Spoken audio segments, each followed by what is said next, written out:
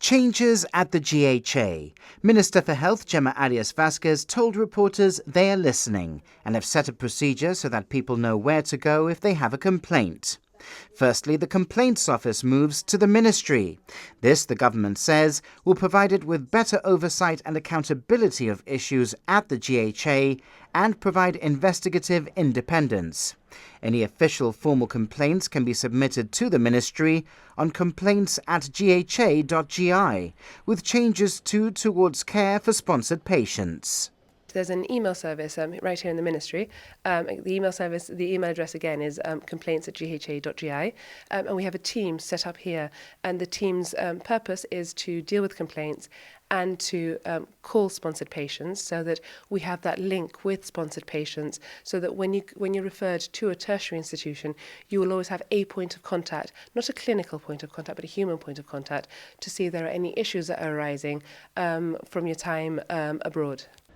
The GHA Patient Advice and Liaison Service, or PALS, remains at the GHA to assist patients with any issues or concerns.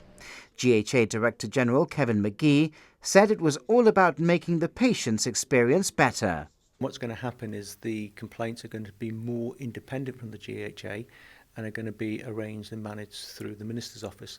I think it's an example of good practice, and it's something that we're really, really supportive of and we want to get behind. So really, really pleased with that. The complaint service can be here so that on a weekly basis I get an update on what complaints are coming in.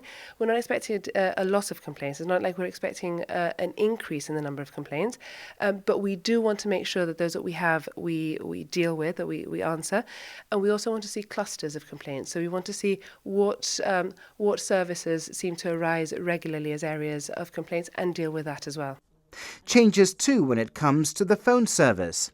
All calls are currently dealt with through 200 72266, but now when patients call back, a more direct number with the department they want to deal with will appear.